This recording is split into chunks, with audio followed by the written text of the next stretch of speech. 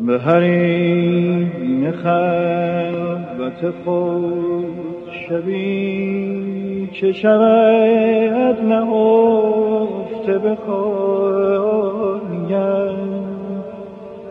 به کنار من بنشین یا به کنار خود بنشانیم.